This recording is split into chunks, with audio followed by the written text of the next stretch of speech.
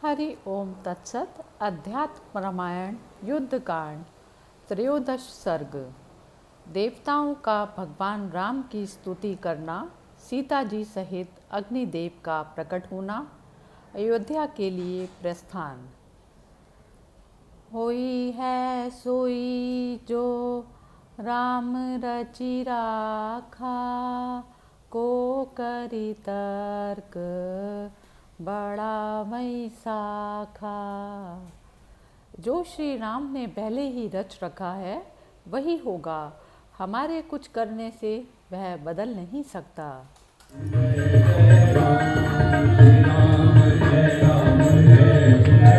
महादेव जी पार्वती जी से बोले।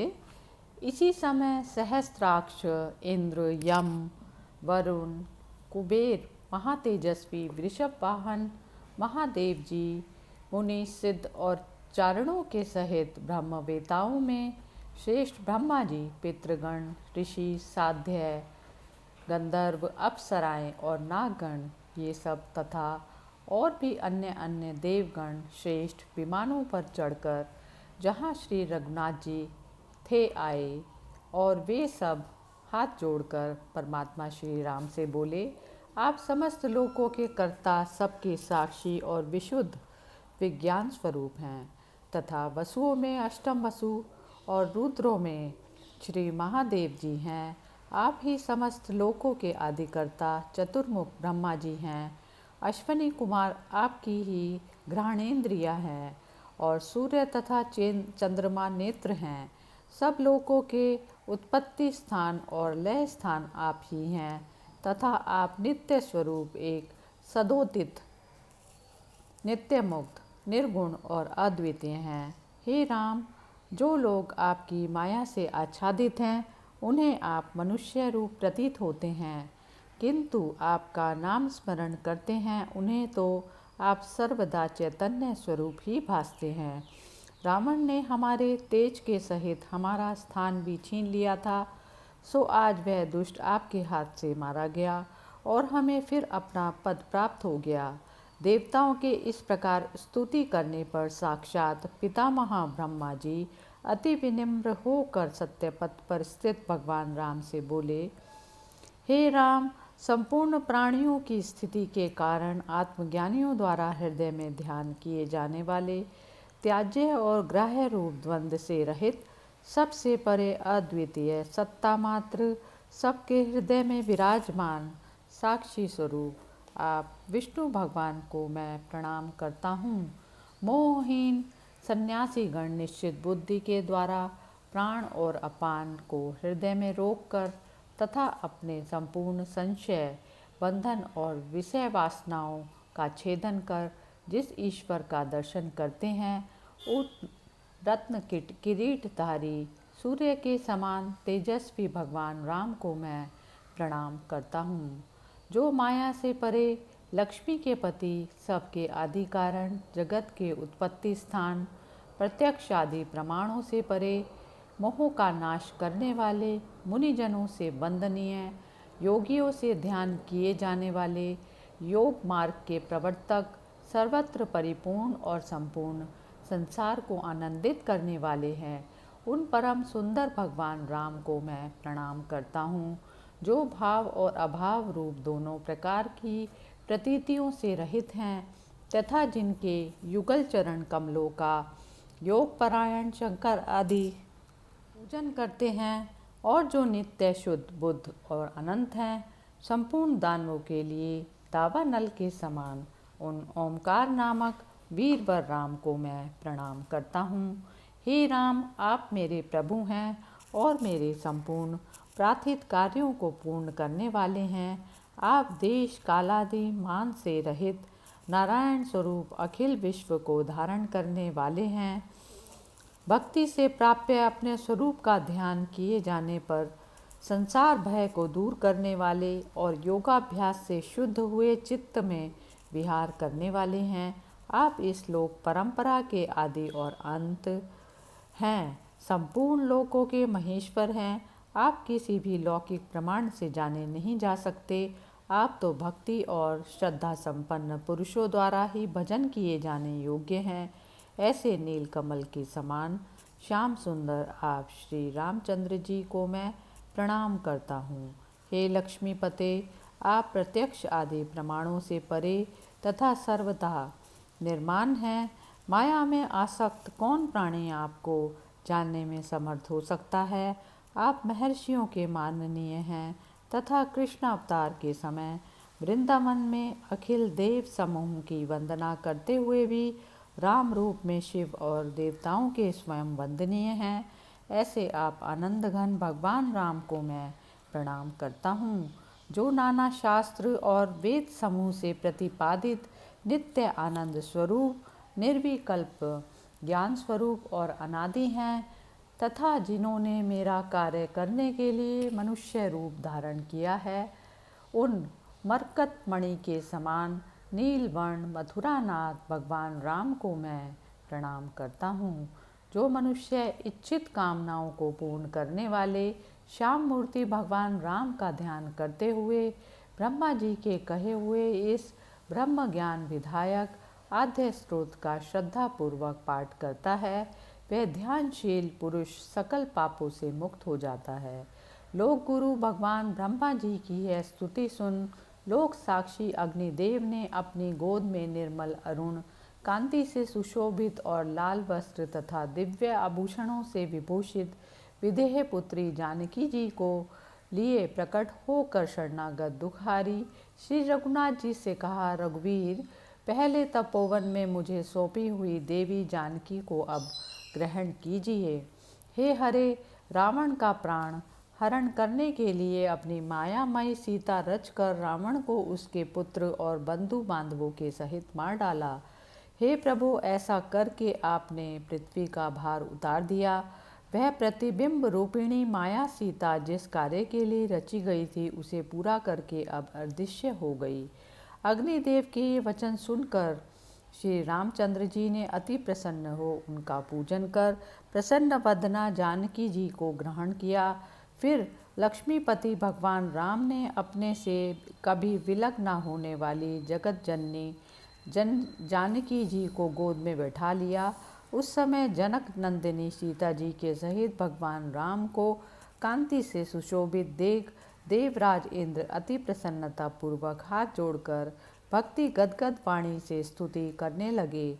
इंद्र बोले, जो नील कमल की सी आभा वाले हैं, संसार रूप वन के लिए जिनका नाम दावानल के समान है, श्री पार्वती जी जिनके आनंद स्वरूप का हृदय में ध्यान करती हैं, जो जन्म मरण रूप संसार से छुड़ाने वाले हैं और शंकर आदि देवों के आश्रय हैं, उन भगवान राम को मैं भजता हूँ, जो देवमंडल के दुख समूह का नाश करने के लिए एकमात्र कारण है तथा जो मनुष्य रूपधारी आकारहीन और स्तुति किए जाने वाले हैं।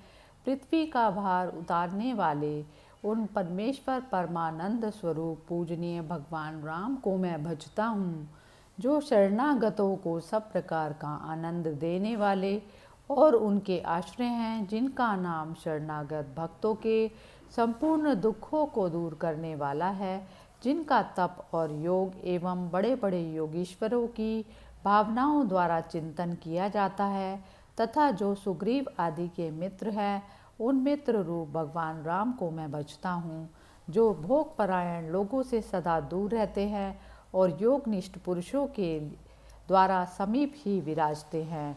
श्री जानकी जी के लिए आनंद स्वरूप उन चिदानंद घन श्री रघुनाथ जी को मैं सर्वदा भजता हूँ। हे भगवान, आप अपनी महान योग माया के गुणों से युक्त होकर लीला से ही मनुष्य रूप प्रतीत हो रहे हैं। जिनके कर्ण आपकी इन आनंदमयी लीलाओं के कथा अमृत से पूर्ण होते हैं, वे संसार में नित्य आनंद रूप हो जाते हैं। प्रभु, मैं तो सम्मान और सोमपान के उन्माद से मतवाला हो रहा था। सर्वेश्वरता के अभिमानवश मैं अपने आगे किसी को कुछ नहीं समझता था। अब आपके चरण कमलों की कृपा से मेरा त्रिलोक अधिपतित्व का अभिमान चूर हो गया, जो चमचमाते हुए रत्न जड़ित भुजबंद और हारों से सुशोभित है। पृथ्वी के भार रूप राक्षसों के लिए दावानल के समान है। जिनका शरचंद्र के समान मुख और अति मनोहर नेत्र कमल हैं, तथा जिनका आदि अंत जानना अत्यंत कठिन है, उन रघुनाथ जी को मैं भजता हूँ।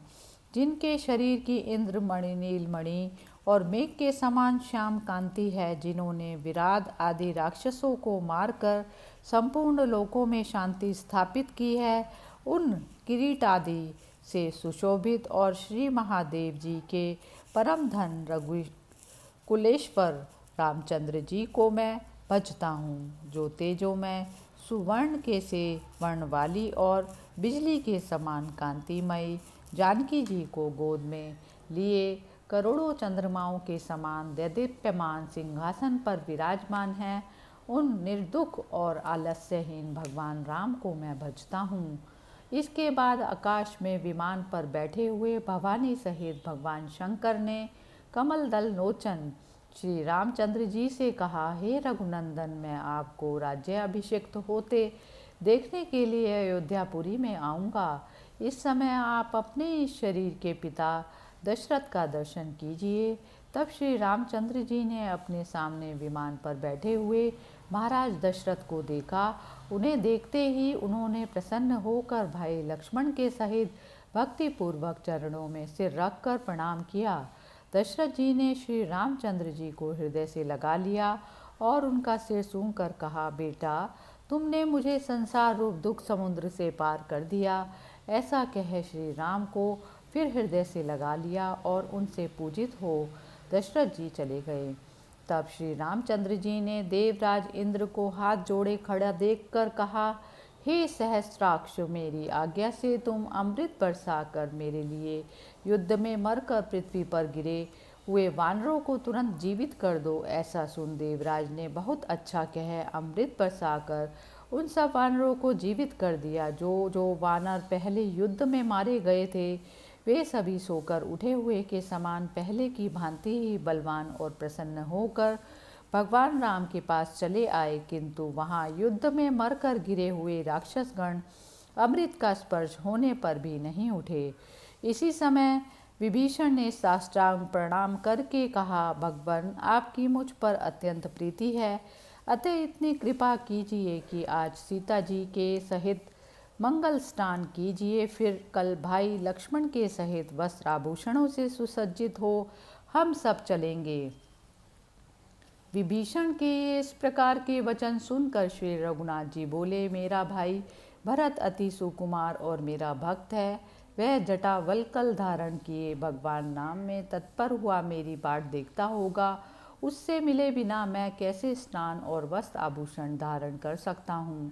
अतः अब तुम शीघ्र ही सुग्रीव आदि वानरों का ही विशेष सत्कार कर दो। इन वानर वीरों का सत्कार होने से मेरा ही सत्कार होगा, इसमें संदेह नहीं। श्री रघुनाथ जी ने ऐसा कहने पर राक्षस श्रेष्ठ विभीषण ने वानरों को उनकी इच्छा और रुचि के अनुसार बहुत से रत्न और वस्त्र आदि मुक्त हस्त से दिए। इस प्रकार उन सब वानर यूथपतियों को रत्नादि से सत्कृत देख श्री रामचंद्र जी ने सबकी यथा योग्य बड़ाई कर उन्हें विदा किया। फिर वे सकुचाती हुई यशस्विनी जानकी जी को गोद में ले महापराक्रमी धनुर्धर भाई लक्ष्मण के सहित विभीषण के लाए हुए सूर्य के समान तेजस्वी अति उत्तम पुष्पक विमान पर आरूढ़ हुए। विमान पर बैठकर भगवान राम ने वानर राज सुग्रीव, अंगद, विभीषण और समस्त वानरों से कहा, आप लोगों ने अन्य समस्त वानर वीरों के सहित मित्र का जो कुछ कार्य होता है वह खूब निभाया है। अब मेरे आज्ञा अनुसार आप अपने अपने इच्छित स्थानों को जाइए। सुग्रीव, तुम अपने समस्त सैनिकों के सहित शीघ्र ही किष्किंधा को जाओ। विभीषण, तुम मेरी भक्ति में तत्पर रहकर अपने राज्य पर लंका में रहो। अब इंद्र के सहित देवगण भी तुम्हारा बाल बांका नहीं कर सकते। अब मैं अपने पिताजी की राजधानी अयोध्यापुरी को जाना चाहता हूँ। श्री रामचंद्र जी के इस प्रकार कहने पर वे समस्त महाबली वानरगण और राक्षस राज विभीषण हाथ जोड़कर बोले, हे रघुश्रेष्ठ, हम सब आपके साथ अयोध्या चलना चाहते हैं। हे प्रभु, हम आपको राज्य अभिषिक्त हुआ देखकर और माता कौशल्या की वंदना कर फिर अपना राज्य ग्रहण करेंगे। आप हमें आज्ञा दीजिए। तब श्री रामचंद्र जी ने कहा, बहुत अच्छा सुग्रीव, अब वानरों के सहित तुम शीघ्र ही विभीषण और हनुमान को साथ लेकर इस विमान पर चढ़ो। तब सेना के सहित सुग्रीव और मंत्रियों के सहित विभीषण ये सभी बड़ी शीघ्रता से दिव्य विमान पुष्पक पर चढ़ गए। उन सब के आरूढ़ होने पर वह कुबेर का परम यान भगवान राम की आज्ञा पा आकाश मार्ग से उड़ चला। उस तेजस्वी विमान पर जाते हुए भगवान राम ने प्रसन्न हुए और ऐसे सुशोभित हुए मानो जैसे दूसरे ब्रह्मा जी हंस पर चढ़े हुए हों। उस समय वह तपस्या से प्राप्त हुआ कुबेर का यान सूर्यबिंब के समान सुशोभित होने लगा तथा श्री सीता जी और भाई लक्ष्मण के सहित भगवान राम के कारण तो उसकी शोभा और भी अधिक बढ़ गई। जय सिया राम। इति श्रीमद् अध्यात्म रामायणे उमा महेश्वर संवादे युद्धकांडे त्रयोदशे सर्गः समाप्तः। हरि ओम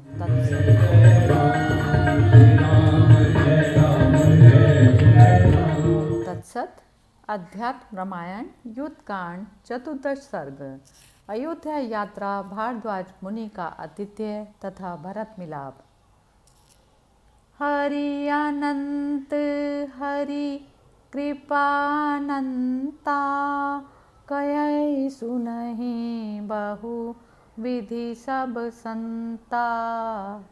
प्रभु श्री राम भी अनंत हैं, उनकी कीर्ति भी अपरंपार है। संतों ने प्रभु की कीर्ति का अलग अलग वर्णन किया है। श्री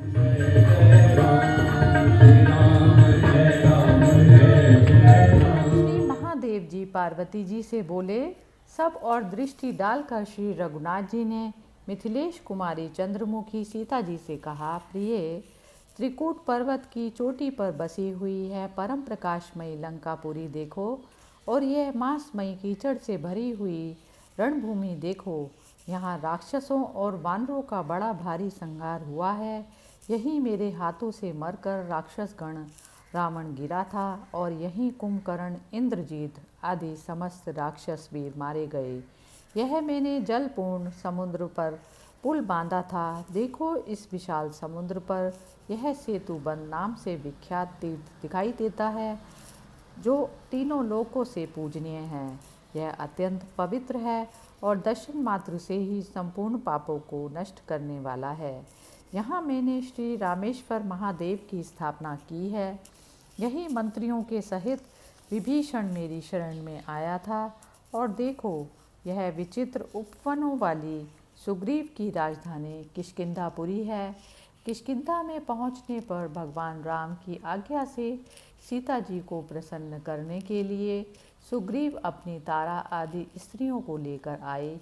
जब रघुनाथ जी ने विमान को तुरंत ही उन सब को लेकर चलते देखा, तो वे फिर सीता जी से कहने लगे, यह ऋष्यमुख पर्वत देखो, यहाँ मैंने वाली को मारा था। इधर पंचवटी है, जहाँ मैंने खरदूषण आदि राक्षसों का संहार किया था।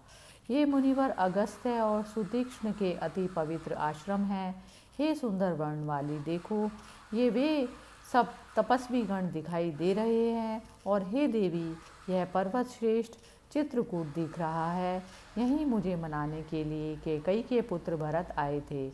और देखो, यह यमुना जी के तट पर भारद्वाज मुनि का आश्रम दिखलाई दे रहा है। ये त्रिलोक पावनी भागीरथी गंगा जी दिख रही हैं। और हे सीते, सूर्यवंशी राजाओं के किए हुए यज्ञों के यज्ञ स्तंभों से युक्त यह सरयू नदी दिखाई दे रही है। हे सुंदरी देखो, वह अयोध्यापुरी दिख रही है, उसे प्रणाम करो। इस प्रकार भगवान राम क्रम से भारद्वाज मुनि के आश्रम पर पहुँचे। श्री रघुनाथ जी ने 14वें वर्ष के समाप्त होने पर पंचमी तिथि को मुनिवर भारद्वाज के दर्शन कर उन्हें भाई लक्ष्मण सहित प्रणाम किया। फिर आश्रम में विराजमान मुनिवर से रघुश्रेष्ठ श्री रामचंद्र जी ने अति नम्रतापूर्वक पूछा, आपने कुछ सुना है भाई शत्रुघ्न सहित भरत कुशल से है ना? अयोध्या में सुकाल तो हैं और हमारी माताएं अभी जीवित हैं ना? भगवान राम के वचन सुनकर भारद्वाज मुनि ने प्रसन्न होकर कहा, आपके यहाँ सब कुशल है। महामना भरत जी तो जटावल्कल धारण किए, फल मूल आदि से निर्वाह करते हुए राज्य का सारा भार आपकी पादुकाओं को सौंपकर आपकी ही प्रतीक्षा कर रहे हैं। हे रघुनंदन, आपने दंडकारण्य में जो जो कार्य किए हैं तथा सीताहरण होने पर जैसे जैसे राक्षसों का वध किया है, वह सब आपकी कृपा से मैंने तपोबल से जान लिया है। आप आदि अंत और मध्य से रहित साक्षात परब्रह्म हैं।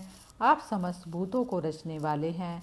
आपने सबसे पहले जल रच कर उस पर शयन किया था। हे विश्वात्मन, आप समस्त मनुष्यों के अंतरात्मा हैं, अतः आप नारायण हैं। आपके नाभि कमल से उत्पन्न हुए ब्रह्मा जी संपूर्ण लोकों के पितामह हैं, अतः आप समस्त लोकों से वंदित और संपूर्ण जगत के स्वामी हैं। आप साक्षात विष्णु भगवान हैं, जानकी जी लक्ष्मी हैं और ये लक्ष्मण जी शेषनाग हैं। आप अधिष्ठान रूप से अपने भीतर ही अपनी माया के द्वारा स्वयं अपने आप से ही इस संपूर्ण जगत को रचते हैं, किंतु आकाश के समान किसी से भी लिप्त नहीं होते। आप अपनी चित्त शक्ति के सब के साक्षी हैं। हे रघुनंदन, समस्त प्राणियों के भीतर और बाहर आप ही व्याप्त हैं। इस प्रकार पूर्ण होने पर भी आप मूढ़ बुद्धियों को परिच्छिन्न से दिखाई देते हैं। हे जगतपते, आप ही जगत जगत के आधार और उसका पालन करने वाले हैं तथा आप ही समस्त प्राणियों के काल रूप से भोक्ता और अन्न रूप से भोज्य हैं।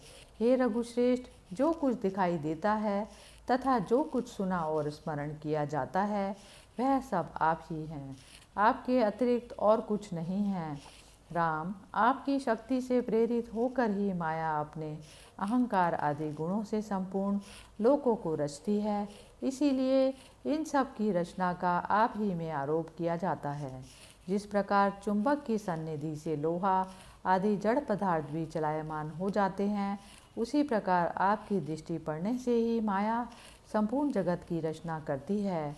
विश्व की रक्षा करने के इच्छुक आप देहहीन होकर भी दो देह वाले हैं।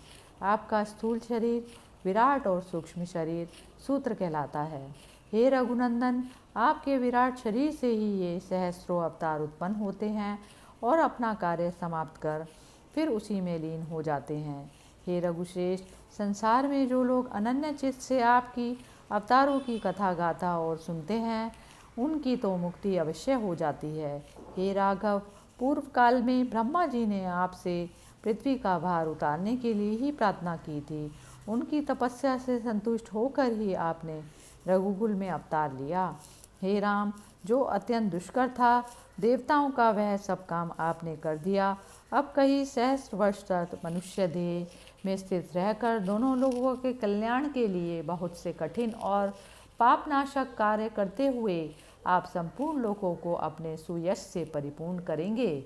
जगन्नाथ, मेरी यह प्रार्थना है कि आज सेना सहित यहाँ ठहर कर और भोजन कर मेरा घर पवित्र कीजिए, फिर कल अपनी राजधानी में पधारें। तब रघुनाथ जी ने बहुत अच्छा कह मुनिवर भारद्वाज से सत्कृत हो सेना सीता जी और लक्ष्मण जी के साथ उस अति उत्तम आश्रम में ठहर गए। इस समय एक मुहूर्त विचार कर भगवान राम ने श्री मारुति जी से कहा, हनुमान, तुम शीघ्र ही यहाँ से अयोध्या को जाओ और यह मालूम करो कि राज मंदिर में सब कुशल से तो है। श्रृंगवेरपुर में जाकर मेरे मित्र गुह से बातचीत करना और उसे जानकी जी और लक्ष्मण जी के सहित मेरे आने की सूचना देना। तत्पश्चात नंदीग्राम में जाकर मेरे भाई भरत से मिलकर उसे स्त्री और भाई सहित मेरी कुशल सुनाना। वहाँ भैया भरत को सीताहरण से लेकर रावण के वध आदि पर्यंत मेरी समस्त लीलाएं क्रम से सुनाना और कहना, श्री रामचंद्र जी समस्त शत्रुओं को मारकर सफल मनोरथ हो स्त्री और लक्ष्मण के सहित रीछ और मानरों के साथ आ रहे हैं। यह सब वृतांत उसे सुनाकर और भरत की सभी चेष्टाओं का पता लगाकर शीघ्र ही मेरे पास लौट आना। तब हनुमान जी बहुत अच्छा कहे मनुष्य शरीर धारण कर तुरंत ही वायु वेग से नंदीग्राम को चले, मानो किसी श्रेष्ठ सर्प को पकड़ने के लिए गरुड़ जी जाते हों। श्रृंगवेरपुर पहुँचने पर श्री मारुति जी ने गुहे के पास जाकर अति प्रसन्न चित्त से मीठी बोली में कहा, तुम्हारे मित्र परम धार्मिक एवं क्षेम दशरथ कुमार श्रीमान श्री रामचंद्र जी ने सीता और लक्ष्मण के सहित अपनी कुशल कही। आज मुनिवर भारद्वाज जी की आज्ञा लेकर श्री रघुनाथ जी आएंगे, तब तुम्हें भी उन रघुश्रेष्ठ भगवान राम का दर्शन होगा जिसे हर्ष से रोमांच हो रहा था। ऐसे गुह्य से इस प्रकार कह महातेजस्वी और अत्यंत वेगशाली हनुमान जी फिर वायु वेग से उड़े और उन्होंने राम तीरथ और महानदी सरयू के दर्शन किए। उसे भी पार कर हनुमान जी अति प्रसन्न चित्त से नंदीग्राम को चले।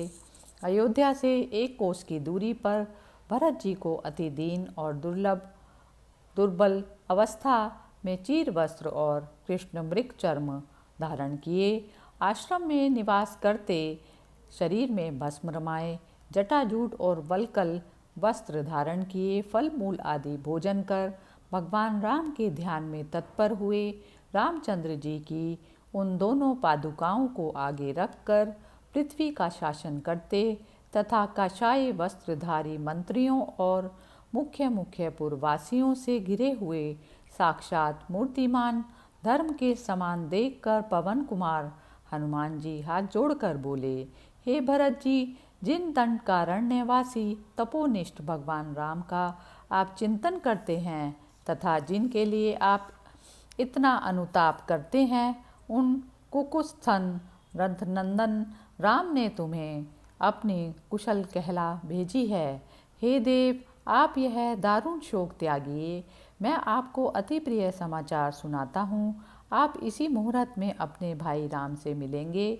भगवान राम युद्ध में रावण को मारकर सीता जी को प्राप्त कर सफल मनोरथ हो सीता और लक्ष्मण जी के सहित आ रहे हैं।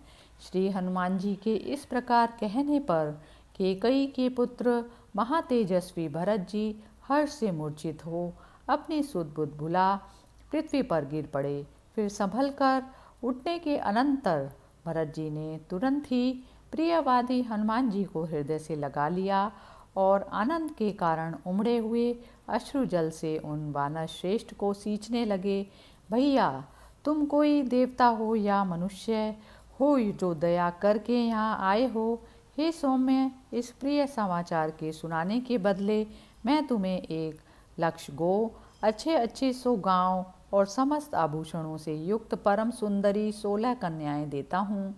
ऐसा कह श्री भरत जी ने हनुमान जी से फिर कहा, आज भयंकर वन में जाने के कितने ही वर्ष बीतने पर मैं अपने प्रभु का यह प्रिय समाचार सुन रहा हूँ। आज मुझे यह कल्याणमयी लौकिक कहावत मुझे ठीक मालूम होती है कि जीवित रहने पर 100 वर्ष में भी मनुष्य को आनंद मिल सकता है। तुम्हारा शुभ हो। तुम यह सच सच बताओ कि श्री रघुनाथ जी के साथ वानरों का समागम कैसे हुआ, जिससे मैं तुम्हारे वचन का पूर्ण विश्वास करूं। महात्मा भरत जी के इस प्रकार कहने पर हनुमान जी ने श्री रामचंद्र जी का क्रमशः संपूर्ण चरित्र सुना दिया। मारुति से वह चरित्र सुनकर श्री भरत जी को अत्यंत आनंद हुआ और उन्होंने अति प्रसन्न होकर आनंदमग्न शत्रुघ्न जी को आज्ञा दी कि हे रघुनंदन, नगर में जितने देवता हैं, महाबुद्धि पंडित जन, उन सब का नाना प्रकार की भेंट और बलि आदि देकर पूजन करें। सूत, वैतालिक, स्तुति गान करने वाले बंदी जन और मुख्य मुख्य वारांगनाएं आज ही सैकड़ों की संख्या में टोली बनाकर नगर के बाहर निकलें। इनके अतिरिक्त राज महिलाएं, मंत्रीगण, हाथी घोड़े और पादाती आदि सेना, ब्राह्मण लोग, पुरवासी और यहाँ आए हुए समस्त राजा लोग भी श्री रघुनाथ जी का मुखचंद्र निहारने के लिए नगर के बाहर चलें। भरत जी के वचन सुनकर शत्रुघ्न जी की प्रेरणा से नाना प्रकार की रचनाओं में कुशल पुरवासियों ने अपने घरों को सजाना आरंभ किया तथा अनेक प्रकार के उज्ज्वल मोतियों और रत्नों की वंदनवारों से एवं चित्र विचित्र पताकाओं अयोध्यापुरी को सजा दिया। तब भगवान राम के दर्शनों की लालसा से सब लोग अनेकों टोलियां बनाकर उनकी भेंट के लिए 1 लाख घोड़े, 10 सहस्त्र हाथी और सुनहरी बागडोरों से विभूषित 10 सहस्त्र रथ आदि बहुत सी ऐश्वर्य सूचक छोटी बड़ी वस्तुएं लेकर नगर के बाहर निकलने लगे। उनके पीछे पालकी में चढ़कर राज महिलाएं चली और फिर श्री रघुनाथ जी से मिलने के लिए भाई शत्रुघ्न के सहित भरत जी सिर पर भगवान की पादुकाएं रखकर हाथ जोड़े हुए पैरों पैरों चले। इसी समय दूर से ही ब्रह्मा जी का मनोनिर्मित चंद्रमा के समान कांतिमान और सूर्य के समान तेजस्वी पुष्पक विमान दिखाई देने पड़ा। उसे देखकर श्री हनुमान जी ने कहा, अरे लोगों, देखो, इसी विमान में श्री जानकी जी के सहित दोनों वीर भ्राता राम और लक्ष्मण तथा कपिश्रेष्ठ सुग्रीव और मंत्रियों के सहित विभीषण दिखाई दे रहे हैं। तब तो राम ये हैं, राम ये हैं, ऐसा कहने से स्त्री, बालक, युवा और वृद्धों का हर्ष के कारण ऐसा शब्द हुआ कि जिससे आकाश गूंज उठा। जो लोग रथ, हाथी और घोड़ा पर चढ़े हुए थे वे उतरकर पृथ्वी पर जा खड़े हुए। उस समय वे सभी लोग विमान पर चढ़े हुए भगवान राम को आकाश में चंद्रमा के समान देखने लगे। फिर प्रसन्नचित्त भरत जी ने विमान पर बैठे हुए श्री रघुनाथ जी के सम्मुख हो उन्हें सुमेरु पर्वत पर प्रकट हुए सूर्य के समान अति विनीत भाव से हर्षपूर्वक प्रणाम किया। तब श्री रामचंद्र जी की आज्ञा से विमान पृथ्वी पर उतरा। उसके बाद भगवान राम ने भाई शत्रुघ्न के सहित भरत जी को भी विमान पर चढ़ा लिया। रामचंद्र जी के निकट पहुँचने पर भरत जी ने अति आनंदित हो उन्हें फिर प्रणाम किया। तब बहुत दिनों में देखे हुए भाई भरत को रघुनाथ जी ने तुरंत ही उठाकर प्रसन्नता से गोद में लेकर आलिंगन किया। फिर प्रेम से विवल होकर भरत जी ने लक्ष्मण जी से मिलकर श्री सीता जी को अपना नाम उच्चारण करते हुए प्रीतिपूर्वक प्रणाम किया। उसके बाद भरत जी ने सुग्रीव, जामवान, युवराज अंगद, मैंद, द्विध, नील और ऋषभ को तथा सुषेण, नल, गवाक्ष, गंधमादन, शरभ और पनस को भी हृदय से लगाया। इस प्रकार भरत जी से सत्कार पाकर प्रसन्न हुए उन सौम्य वानरों ने मनुष्य रूप धारण कर उनकी कुशल पूछी। तब भरत जी ने सुग्रीव को हृदय से लगाकर अति प्रेम पूर्वक कहा, सुग्रीव, तुम्हारी सहायता से ही श्री रामचंद्र जी की विजय हुई और रावण मारा गया, अतः हम चारों के तुम पांचवें भाई हो। उसके बाद शत्रुघ्न जी ने लक्ष्मण जी के सहित श्री रामचंद्र जी को प्रणाम कर अति विनीत भाव से श्री सीता जी के चरणों की वंदना की। फिर श्री रामचंद्र जी ने शोक के कारण अति व्याकुल और कृश हुई सीता कौशल्या के पास जाकर अति विनीत भाव से उनके चरण छुए और उनके चित्त को प्रसन्न किया। अपनी विमाता कैकेयी और सुमित्रा को भी नमस्कार किया। तदुपरांत भरत जी ने श्री रामचंद्र जी की भली प्रकार पूजा की हुई पादुकाओं को भक्तिपूर्वक उनके चरणों में पहना दिया और कहा, प्रभु, मुझे धरोहर रूप में सौंपे हुए आपके इस राज्य को मैं फिर आप ही को सौंपता हूँ। आज मैं आपको अयोध्या में आया हुआ देखता हूँ, इससे मेरा जन्म सफल हो गया और मेरी सारी कामनाएं पूरी हो गई। हे जगन्नाथ, आपके प्रताप से मैंने अन्न भंडार, सेना और कोष आदि पहले से ही 10 गुने कर दिए हैं। अब आप अपने नगर का स्वयं पालन कीजिए। भरत जी को इस प्रकार कहते देख सभी मुख्य वानर हर्ष से आंसू गिराते हुए उनकी प्रशंसा करने लगे। तब श्री रामचंद्र जी अति हर्षपूर्वक भरत जी को गोद में लिए हुए उसी विमान पर चढ़े हुए भरत जी के आश्रम को गए। वहाँ विमान श्रेष्ठ पुष्पक से नीचे पृथ्वी पर उतरकर भगवान राम ने उससे कहा, जाओ, मैं आज्ञा देता हूँ, अब तुम धनपति कुबेर का अनुसरण करते हुए उन्हीं को वहन करो। फिर इंद्र जैसे बृहस्पति जी की वंदना करते हैं, वैसे ही श्री रामचंद्र जी ने गुरु वशिष्ठ के चरण कमलों में प्रणाम कर और उन्हें एक अति सुंदर बहुमूल्य आसन दे स्वयं भी उन्हीं के पास बैठ गए। इति श्रीमद् अध्यात्म रामायणे उमा महेश्वर संवादे युद्धकांडे 14 सर्गः समाप्तः। हरि ओम तत्सत्।